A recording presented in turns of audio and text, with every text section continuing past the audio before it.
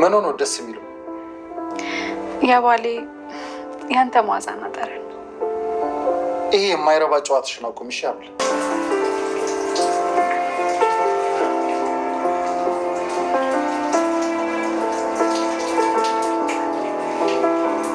ሰገድ አይደለሁ እንኳን አይደለም የሰው ነፍስ ላጠፋ ዶሮ ስታረድ እንኳን ቆሜ ማየት የማልችል ሰው ነኝ። እመነኝ እዝራ። እህቴ ወደ ቤት መታ ነበር። እሷም ልክ እንዳንቺ የራሷ የምትለው እውነት አላት። እና ታዲያ ማናችን እውነት አምነህ ተቀበልክ? መቼም ሁለታችንም ልክ ልንሆን አንችልም አይደል እንዴ? አላውቅም አብል። እኔ እንጃ ብቻ ጠንካራ ጠበቃ ተቀጥሮልሻል። ለመሆኑ ማን ነው ጠበቃ ያቆመልኝ? ጋሼ ናቸው አይደል? አዎ አባዬ ነው የራሱ የግል ጠበቃ የቀጠረልሽ። የገዛ አባትህ ጠበቃ ቆሙልኝ። አንተስ እዝራ? እኔ ምን እንዳደርግ ነው የፈለግሽው? እኔ ከዚህ ጨለማ ክፍል ውስጥ ንጹህ መሆኑ የታውቆ እንደወጣ ትፈልጋለህ?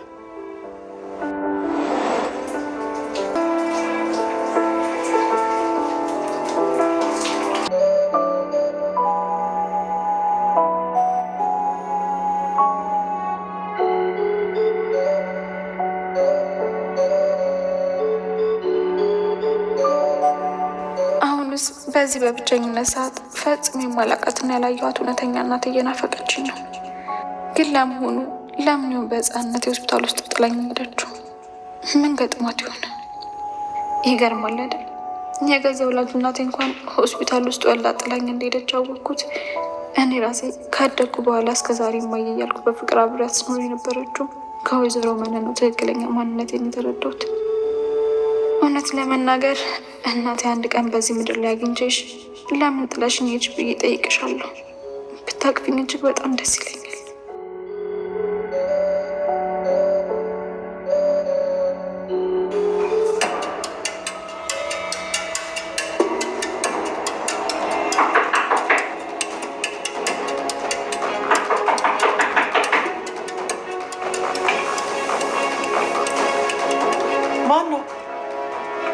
ማነሽ አንቺ? ምን ፈልገሽ መጣሽ? አቶ እስክንድር በጭራሽ እኔ በህይወት እያለሁ ሀብል እስር ቤት አትቆይም በማለት እንግዲህ ቃላቸውን ለልጃቸው ለእዝራ ሰጥተዋል። እዝራ አንተ ለሚስትህ ጠበቃ የማታቆም ከሆነ እኔ ግን ያለኝን ንብረት አውጥቼም ቢሆን ለምራቴ ጠበቃ ማቆም ግዴታ አለብኝ። ምክንያቱም ሀብል እንደዚህ አይነት አረመኔና ሰው የሚገል ልብ የላትም። መጀመሪያም መርማሪ ፖሊሱ ይዟ ሲሄድ አይኗ ላይ እውነታውን እያየሁ ነበረ። ነገር ግን ከህግ በላይ አይደለሁም ብዬ ነው አሳልፌ የሰጠኋት። ሀብልን ለዚህ ግፍና መከራ የዳረጓት የራሴ ልጅ ሜርሲና አጸደ ናቸው በማለት እንግዲህ አቶ እስክንድር ቃላቸውን ሰጥተዋል። በነገራችን ላይ እውነት ትቀጥናለች እንጂ መቼም አትበጠስም ማለት ነው። ሀብል በአሁኑ ሰዓት ያው እስር ቤት ነው ያለችው። ሜርሲ ደግሞ እንግዲህ በአጸደ እርዳታና በሴራ ባደረጉት ሴራ እንግዲህ በአሁኑ ሰዓት እቤት ነው ያለችው ማለት ነው። እቤት መታም እንግዲህ አባቷን ለማሳመን በጣም የተለያዩ ሴራዎች እያሴረች ነበረ። አልፈውም ተርፈውም እንግዲህ ልጅቷን የገደላት የቀድሞ የሀብል ፍቅረኛ ነው በማለት ቃላቸውን ሰጥተዋል ማለት ነው። ሀብልም እንግዲህ እስር ቤት ከገባች በኋላ ስለ ፍቅረኛዋ አንዳንድ ነገር ስትጠየቅ እንደዚህ የሚባል ሰው ጭራሹኑ እንደማታውቅና ይህንን ስም መጀመሪያ እንደሰማችው ቃሏን ሰጥታለች። መርማሪ ፖሊሱም በተደጋጋሚ ጊዜ እንግዲህ እውነታውን ትንሽዬ እውነት እንኳን ለማግኘት ሀብልን በተደጋጋሚ መንገድ እንግዲህ በራሳቸው ጥበብ ያው ማስፈራራትም ጨምረው እንድትነግራቸውና ያለውን ነገር ቅጣቷን እንድታገኝ እየጠየቋት ነበረ። እሷ ግን በጭራሽ እንደዚህ አይነት ሰው በህይወት ያላቅም፣ የሰማሁትም ዛሬ ነው። ይህን ነገር ሊያደርጉ እንደሚችሉ በጣም እርግጠኛ ነበርኩኝ። እኔ በህይወቴ ፍቅረኛ ኑሮኝ አያውቅም። ባሌንም ሳገባው ፍቅረኛሞች አልነበርም፣ በህጋዊ መንገድ ነው የተጋባ ነው። ስለዚህ ፍቅረኛ ኑሮኝ አያውቅም። እባክህን መርማሪ፣ እኔ ምንም አይነት እውነት እኔ ጋር አታገኝም። ስለዚህ የምትችል ከሆነ ያችኑ ሜርሲንና አጸደን ማጣራት ይኖርብሃል ትለዋለች ማለት ነው። መርማሪ ፖሊስም እንግዲህ ምን እያልሽ ነው ወይዘሪት ሀብል? እንግዲህ ማህደር እኮ የተገደለችበት ቢላ ላይ የአንቺ የቀኝ እጅ አሻራሽ አለ። ስለዚህ አንቺ እንዳደረግሽው በስነ ስርዓት ተረጋግጧል። ስለዚህ ለምንድን ነው መዋሸት ያስፈለገው? እዚህ ቦታ ላይ እውነት እንጂ ዲራማ አያስፈልግም። ከአሁን በፊት ደግሞ ይሄ የአንቺ ፍቅረኛ ተብዬው እንግዲህ እቤት እየመጣ ትዳርሽን በጠብጠዋለሁ፣ ትዳርሽን አፈርሰዋለሁ እያለ ስለሚያስፈራራሽ አንቺም እንግዲህ ማህደርን ገለሽ እሱ ነው የገደለው ለማስባል ችለሻል። ማህደርን አንደኛ ከባልሽ ማራቅ ትፈልጊያለሽ፣ ሁለተኛ ደግሞ ብንያም የድሮ ፍቅረኛሽን እስር ቤት እንዲገባ ትፈልጊያለሽ። ስለዚህ በአንድ ወንጭፍ ሁለት ወፍ እንደ መግደል ቁጠሪው። ስለዚህ ተሳክቶልሻል። ነገር ግን ያደረግሽው ነገር ወንጀል ስለሆነ እና አንቺ እንደሰራሽው ስለተረጋገጠ አሁን ያለሽው እስር ቤት ነው። ስለዚህ እውነታውን ተናግረሽ እባክሽን ምን ያህል እንደሚፈረድብሽ ማወቅ ትችያለሽ ብሏታል ማለት ነው። እሷም ይኸውልህ እኔ በጣም የሚገርመኝ እናንተም በእነዚህ አረመኔዎች ሴራ ማመናችሁ ነው በጣም የሚገርመኝ። ይሄ እኮ አቀናብረው እንዳደረጉት በስነ ስርዓት ነው የሚያስታውቀው። ምክንያቱም ቢላውን ቢሆን ኖሮ ከጊዜ በኋላ ጠፍቶብኛል። የቀኝ እጅ አሻራም የተገኘበት ምክንያቱ እዛ ቤት ውስጥ ምግብ በተደጋጋሚ ጊዜ ስለማበስል የምጠቀመውም እሱን ቢላ ስለሆነ ብቻ ነው። ሌላ ምንም አይነት ያደረግኩት ነገር የለም። ካመንከኝ እመነኝ፣ ካላመንከኝ ግን ደስ ያለህን ነገር ማድረግ ትችላለህ ብለዋለች ማለት ነው። እንዴት እንደዚህ ትያለሽ? ለምንድን ነው ማታምኝ ብሎ እንግዲህ በተደጋጋሚ እየተከራከራት ነበረ። እንግዲህ በሌላ በኩልም ወይዘሮ አጸደ መነን እንግዲህ ወደ እስር ቤት መታ አጅሪት አንቺ እዚህ መጣሽ እዚህ ትመጫለሽ ብዬ መቼም አላስብም ነበረ ትላታለች ማለት ነው።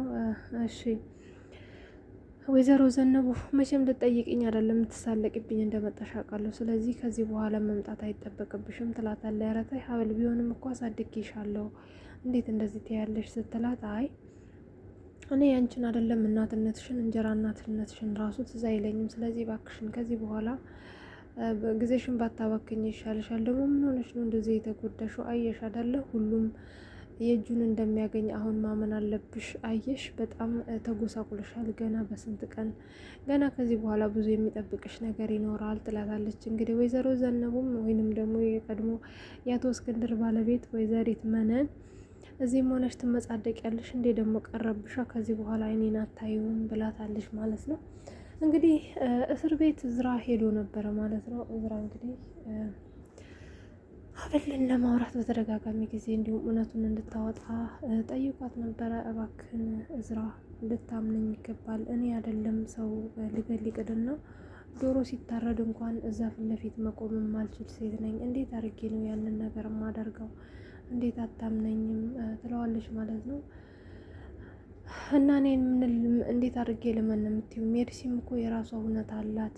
ግን እሺ እንዴት ነው የተባለው? ምንድን ነው የተባለው ብሎ ይጠይቃታል። እኔ አላቅም እውነት ለመናገር። አሁን ደግሞ እያሉ ያሉት መርማሪውም እኔን ለማሳመን የሚፈልገው ቢኒያም የሚባል የቀድሞ ፍቅረኛሽ ነው የገደላት፣ እሷንም ገደላት ብለሽ እሱን ለማሳሰር ሞክረሽ ነው። ስለዚህ አንቺ ነሽ የገደልሻት። ማህደርንም ቢኒያምንም ለመገላገል ስትፈልጊ የማህደርን ሕይወት አጥፍተሻል እያለኝ ያለው። እኔ ደግሞ ቢኒያም የሚባል ሰው በሕይወት የራሱ አላቅም። ከቻልክ ይህንን ብቻ እንድታጣሪኝ፣ ስለ ቢኒያም ያለውን ነገር ብቻ እንድታጣራልኝ ነው የምፈልገው ትለዋለች ማለት ነው። ሜሪ እኔም እኮ የሰው ነፍስ ካላጠፋሽ እዚህ ውስጥ እንድትቆይ አልፈልግም። ነገር ግን ደግሞ የዛች የምስኪንም ደም ፈሶ እንዲቀር አልፈልግም ይላታል ማለት ነው። አዎ በቃ ይሄንን ካደረግክልኝ ለእኔ ከበቂ በላይ ነው። እኔ የምልህን ነገር ብቻ አድርግ እባክህን። ስለ ቢኒያም ብቻ አንዳንድ ነገሮች አጣራልኝ። መጀመሪያ እኔ ነኝ የገደልኳት ብሎ ቃል ሰጥቶ ነበረ። አሁን ደግሞ እሷ ናት የገደለቻት እያለ ሁሉንም ነገር ወደ እኔ ያዞሮታል። ስለዚህ እኔ ደግሞ ስለዚህ ልጅ ምንም የማውቀው ነገር የለም በማለት እንግዲህ ቃሏን ሰጥታለች ማለት ነው። እውነት ለመናገር እውነታውን ለማወቅ በጣም ቀላል ነበረ ማለት ነው። ምክንያቱም ሜርሲን እና ቢኒያምን እንዲሁም ደግሞ ሀብል የተለያዩ ሴቶች እዛ ጋር እንትን ብሎ የትኛዋ ናት ሀብል ብለው ቢጠይቁት እንኳን ልጁ የሚያውቅ አይመስለኝም ማለት ነው። እንግዲህ በዚህ አጋጣሚ ልጅቷን ነፃ ማውጣት ይቻል ነበረ። ያው እንግዲህ የህግ አካሄዱና የኛ ሀሳብ አንድ አይደለም። አቶ እስክንድርም እንግዲህ የራሳቸውን ጠበቃ አቁመውላታል ማለት ነው። ይህንንም እንግዲህ ነግረዋት ነበረ ማለት ነው። እስክንድር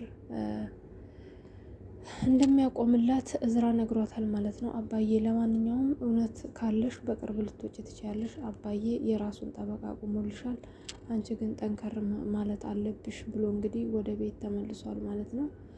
እንግዲህ እዝራም ካሁን በፊት ለሀብል ለሱ ያላትን ቦታ እንዴት እንደምትንከባከበው እሱ ደግሞ እንዴት እንደሚያመናጭቃት እንዴት አድርጋ ምን አይነት ሴት እንደሆነች ከጊዜ በኋላ ደግሞ እዛ ቤት እዝራ ራሱ ሀብልን እንግዲህ እየወደዳትና እየተመቸችው መጥቶ ነበረ። ያንን ሁሉ እያስታወሰ እንግዲህ በጣም እያዘነ እየተከዘ እንደዚህ ማድረግ አልነበረብኝም እኮ ሀብል እኮ በጣም መልካም ሴት ናት እያለ ስለ እሷ መልካምነት እንግዲህ እያነሳ በተደጋጋሚ ጊዜ ሲያዝን ሲተክዝ ተመልክተነዋል ማለት ነው። እንግዲህ አቶ እስክንድር እንደምንም ብለው የሀብልን እውነት የሚያወጡ ይመስለኛል። ይቺ አረመኔ ሜርሲና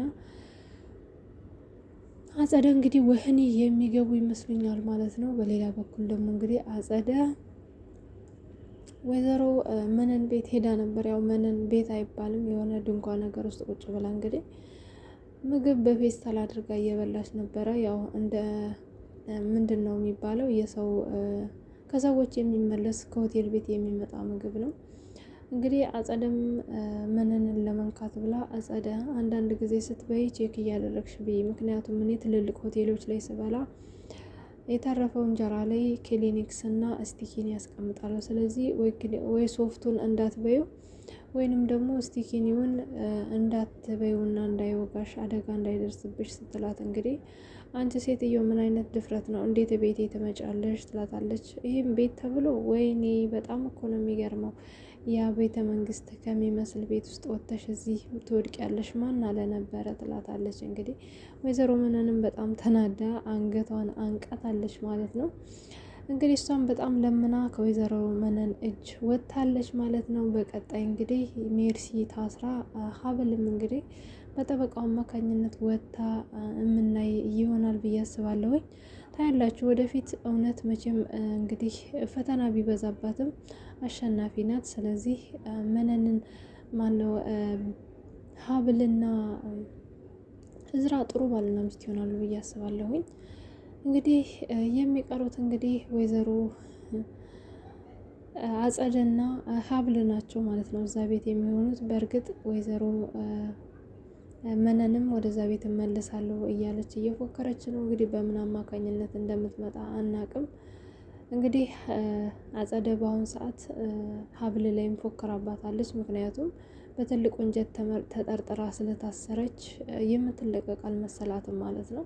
እንግዲህ እሷ ከተለቀቀችም በኋላ ያው አቶ እስክንድርን ለምኝልኝ ማለቷ አይቀርም ማለት ነው።